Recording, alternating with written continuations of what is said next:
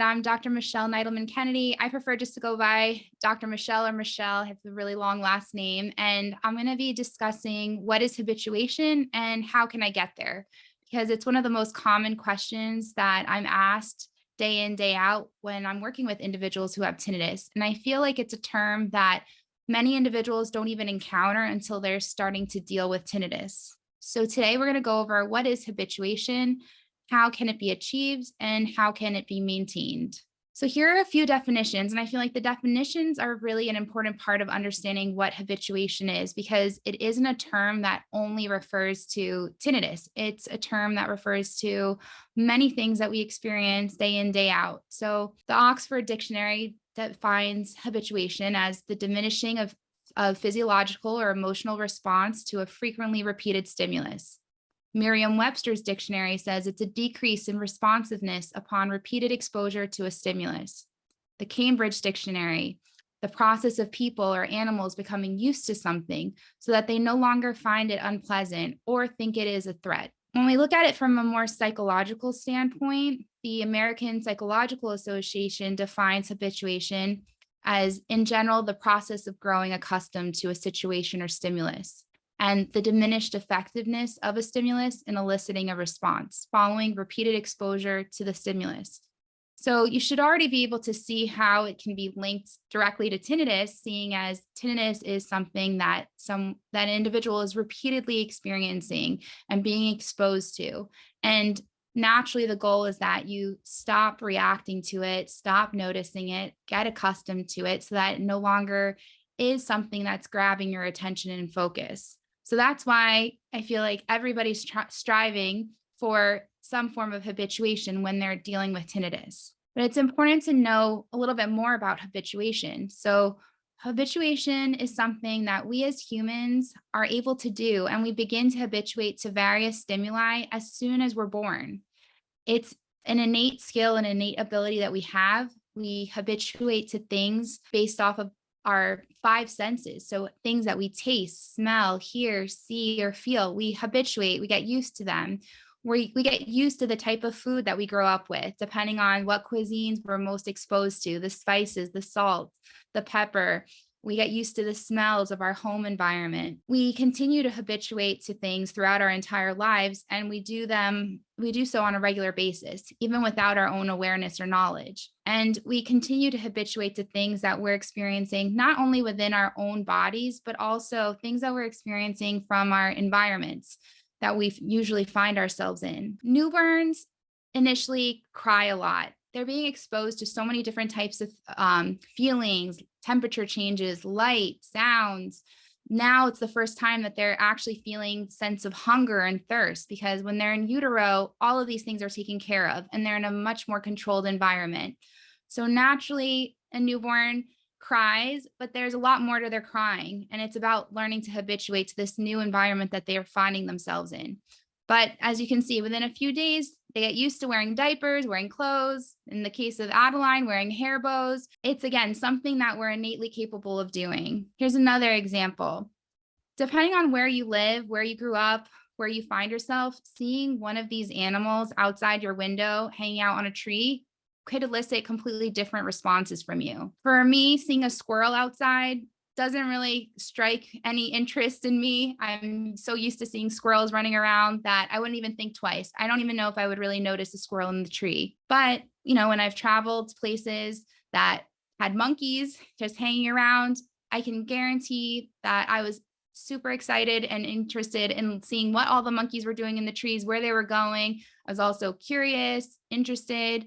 And if you ever find yourself in a jungle, I'm sure you would be even more frightful and fearful of seeing this jaguar hanging out in a tree, So depending on what you're used to seeing, you're going to have different types of emotional reactions to them. Here's another example of ways that we can habituate in the sense of, for our sense of smell. For example, if you walk into this animal shelter, one of the first things you're going to be hit with is the strong odor of all of these dogs hanging out.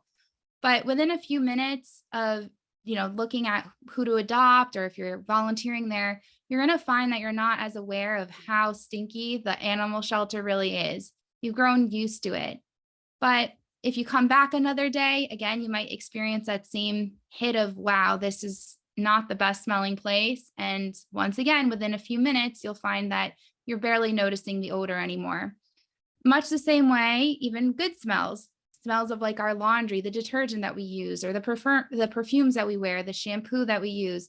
We get so used to them that initially, if you switch detergents, you might notice the smell on your clothes when you do a fresh batch of laundry. But after a while, you're no longer noticing it. And this is because of habituation.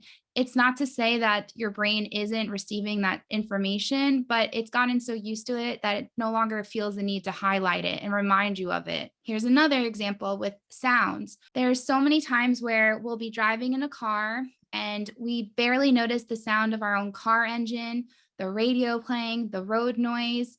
And it's not that these sounds aren't occurring. It's just that, again, they're not interesting enough for our brain to maintain its focus or attention on. Much the same way at home, you may not always listen or hear the refrigerator or dishwasher running after it gets going. These are sounds that after a while, our brain knows what they are. It has a clear definition of where they're coming from. It understands that there's no significance behind them, meaning it doesn't impact you in any way. And since it's mostly constant and non-changing, our brain, again, doesn't really notice it. But if something were to change, like the refrigerator stops running or the music on the radio just cuts out suddenly, your focus is going to be brought back to that.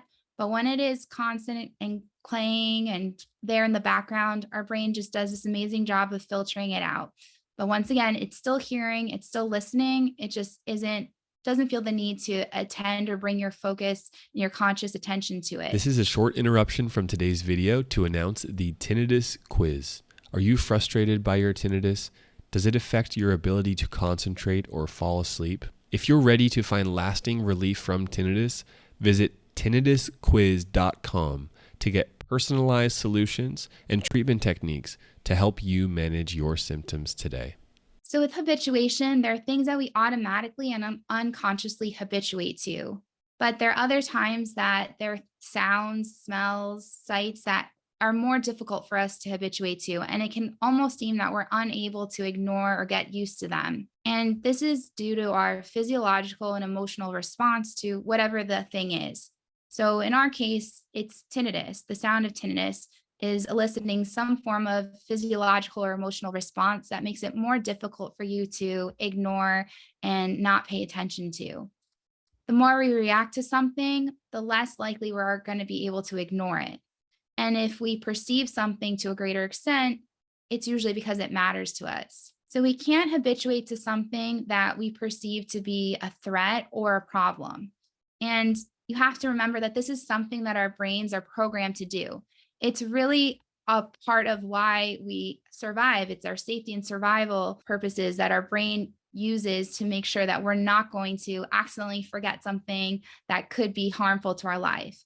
And this can also relate back to the flight or fight mode, where something that's really threatening, dangerous, urgent sets our mind and body into this flight or fight mode where we're trying to figure out what we need to do in order to protect ourselves. In the wild, for example, an animal that's the prey of another animal, it can't ignore certain signs that their predator is nearing. So they're going to be acutely aware of different sights, smells, or sounds, any kinds of cues that tell them their life might be in harm's way.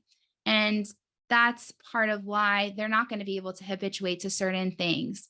And we wouldn't want them to habituate to that because, again, if they habituated to that, that would mean the end for them. And that's part of what happens also within us as humans. When we get into that flight or fight mode, we start to feel as though we're, in a state of threatening, in a state of danger where we're not sure what's going to happen and we don't feel like ourselves. Fortunately, though, as humans, most of the things that we're going to encounter in our lives aren't as life-threatening as the example of an animal prey versus predator. But we do have other things that do threaten our emotional and physical well-being on a regular basis. And these threats can be difficult for us to habituate to until we really learn how we can adjust to them psychologically and physically. So we have to start to alter how we're reacting to things in order for those threats to seem less threatening. And our experiences that we've had, not just in the moment that we're dealing with the stressor, for example, tinnitus, but also all of the experiences that we've had in our lives will impact how easily or difficult it is for us to habituate to something, as well as how quickly it takes us to get into that fight or flight mode. So if someone, for example, has had a lot of experiences with high stressful events throughout their lifetime, it doesn't take much for them to get into that fight or flight mode, that high state of anxiety and stress.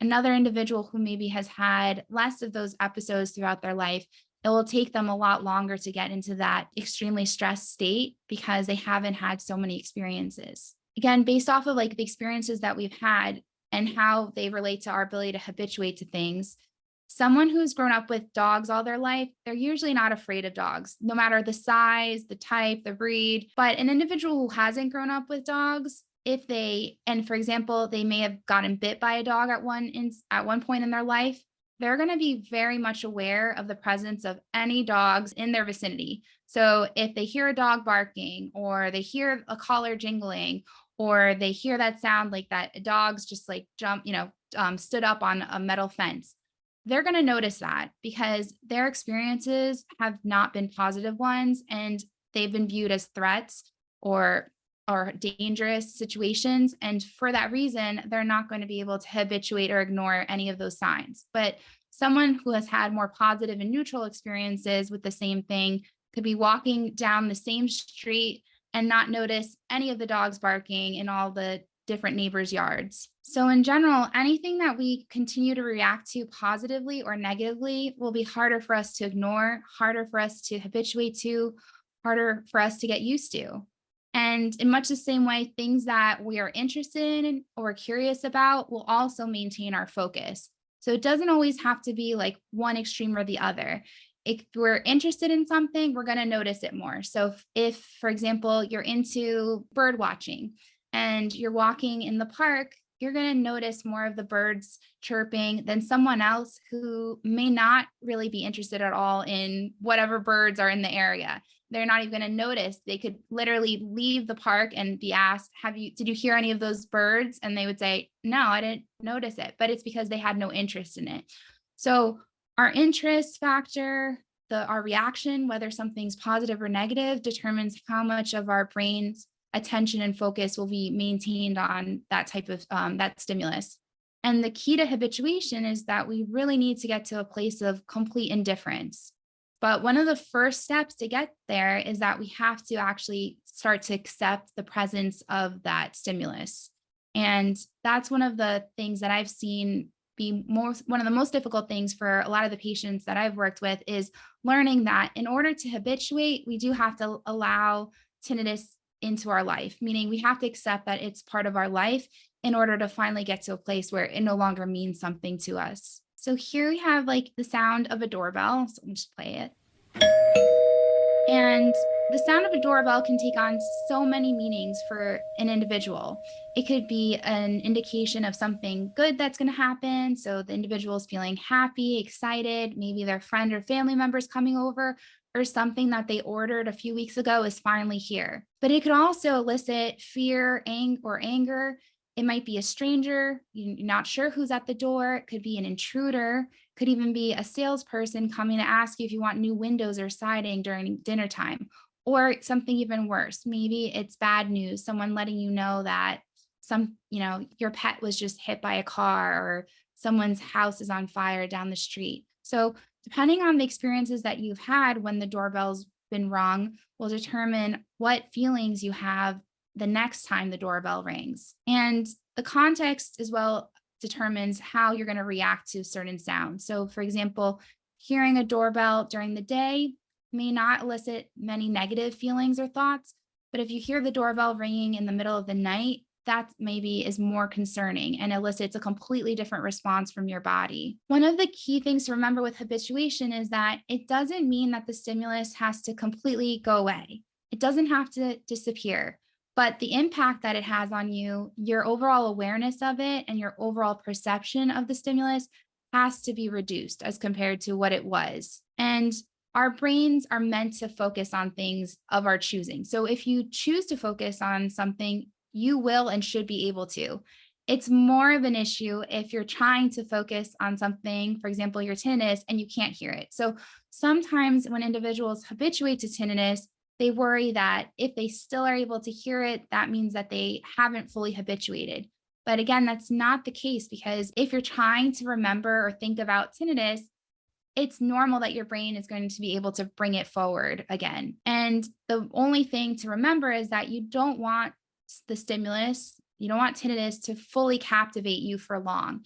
If you've really habituated, you should be able to move your mind away from it almost as quickly as it first entered your mind. Just as any other kind of thoughts or feelings that enter your mind move, as soon as you think about one thing, your mind has already jumped to the next thing. And so just because you had first thought about tinnitus, or, were reminded of tinnitus, it doesn't mean that you haven't habituated. You just need to be able to move away from it. And habituation is truly a process. It's not an all or nothing state of being. I get that a lot from patients. They'll tell me, I feel like I was habituating, but now I'm not. Or I don't think I'm ever going to get to habituation. But then they tell me that they did have a few hours the day before where they hadn't noticed their tinnitus. So I always say that habituation is an ongoing state. And eventually you do get to like a final stage where habituation truly is maintained and you're not hearing your tinnitus, thinking about it, or being reminded of it frequently, if at all. But up until that point, you're going to have moments where you have habituated, you've forgotten about it, you haven't thought about it, haven't heard it, and you've grown to be less reactive to it. So, since habituation is a skill that we all have inside of us, it means that we're fully capable of habituating to anything that we experience, including tinnitus. And tinnitus is perceived in exactly the same way that anything else that we hear is perceived by the brain. The brain doesn't distinguish between hearing the sound of that doorbell, hearing the sound of a dog barking, and hearing tinnitus. It's being processed at the level of the brain in exactly the same way. So, some individuals do naturally habituate to tinnitus without any outside support or without really anything that they are trying to do, but others really seem to not be able to habituate on their own. And that's normal as well.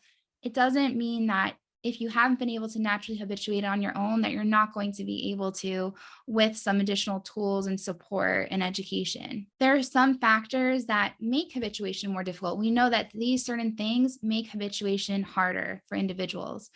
And a lot of them relate directly to tinnitus. So change, duration, frequency, intensity, and stress are some of the factors that really make it a lot more difficult to habituate to tinnitus. So with change, usually individuals either don't have tinnitus, never had tinnitus, and all of a sudden they started having tinnitus, or an individual will have had an acceptable level of tinnitus, but all of a sudden something changes and now they have a much louder level of tinnitus, or their tinnitus seems to change frequently in either pitch or volume throughout the day. And because it does seem to change and fluctuate so much, it makes it a lot harder for them to get used to it. Duration.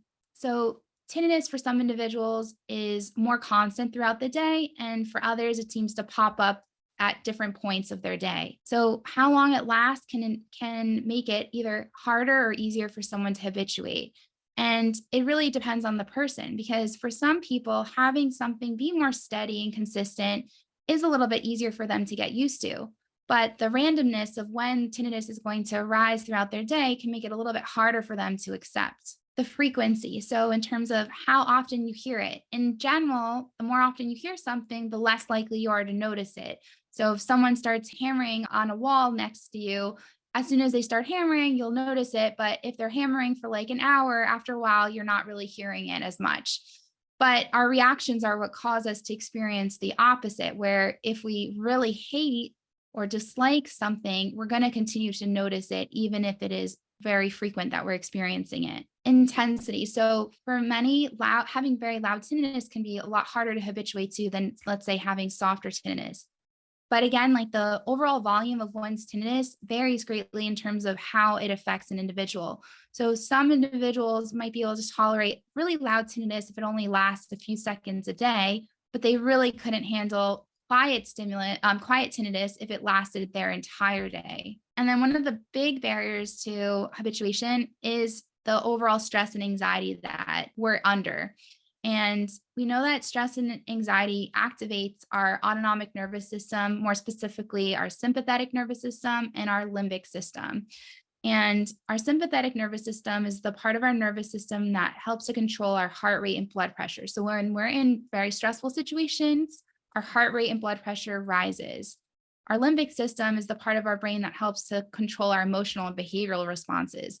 So these two systems get highly activated when we're experiencing stress and anxiety and can create an overactive fight or flight response or maintain, like basically keep you in that state for a much longer period if you're experiencing high levels of stress and anxiety. There are generally 4 stages of habituation, and individuals, as they habituate, will go through all of these different stages and they'll spend a different amount of time at each of these stages. Typically, when someone's in a stage, they might start to notice they'll have moments where they're like in the next stage, or if they've already moved up a stage, they may still have moments where they feel as though they're in the previous stage. It's really normal to have that experience. But essentially, what happens as we move through these 4 stages of habituation is that your emotional response to tinnitus keeps declining to a point where it's now you fully accept, feel indifferent, you feel really neutral towards your tinnitus. And even if you were to hear it, you're able to redirect your focus and attention away from it. Stage 1 is a stage that, again, not all individuals who have tinnitus will find themselves in, but it's one where pretty much their entire day and their entire focus is on tinnitus, and it's affecting them greatly in terms of sleep, their sleep, their appetite, their overall participation with their friends and family, the activities that they do, and they've really kind of like withdrawn from that. And as we move from stage 2 to stage 3, we start to find more breaks from the tinnitus where you're not noticing it as much, you're feeling a little bit better, you're slowly starting to get back to your everyday life. And then, like you said, the final stage is when we've really can say we've reached habituation, where you maybe don't hear tinnitus at all, or if you do, it's very brief and fleeting, and you really are in a place where you have full emotional acceptance and no longer elicits any negative feelings or thoughts in you. And for individuals with habituation, we kind of go through this process where we may again stay in a stage, we're moving down from stage 1 to stage 4, and we're spending a certain amount of time in each stage. But for others, and what I most often see is we see kind of like this more jagged pattern where we may spend more time at one stage and it may feel much more acute, but nonetheless, you're still moving downwards and moving towards that final stage of habituation. And everybody's time frame is a little bit different, and that's an important thing to remember. So everyone can habituate. It can take some time. For some, it could be days, weeks, others, months, and years. But the majority of individuals with tinnitus do habituate within a reasonable amount of time. 6 to 18 months is usually what the literature says. And even individuals who have tried to habituate at one point can still try at a later time and succeed. And some of the things that can be done to help you to habituate include education and counseling, more specifically like tinnitus retraining therapy, cognitive behavioral therapy, and sound therapy. So learning about tinnitus, helps to minimize the fear factor, understanding more about how your brain and body works, understanding how our thoughts, feelings, and behaviors are all connected into our ability to habituate, and helping to promote neuroplasticity, finding new ways to create new neural connections in our brain. Sound therapy helps to change the emotional attachment that we have to the tinnitus, helps our auditory system focus on something else other than tinnitus, helps to raise our background noise floor to reduce the overall perception of tinnitus, and also helps to promote neuroplastic changes within our brain. So this is just some quick like diagrams to show how successful like tinnitus retraining therapy can be within a 6, 12, and 18-month period, as opposed to individuals who haven't received any kind of treatment for managing their tinnitus. And this is a diagram to kind of show how that noise floor, the sound therapy helps to minimize the overall perception of tinnitus. So here we have like our general background noise, our sound of tinnitus. And then when we add in sound therapy, we're raising up the noise floor, thereby minimizing the overall impact or intensity of the tinnitus as we perceive it. And the final thing, how to maintain our habituation. One of the most important things is to keep living your life. Stop reading or researching tinnitus.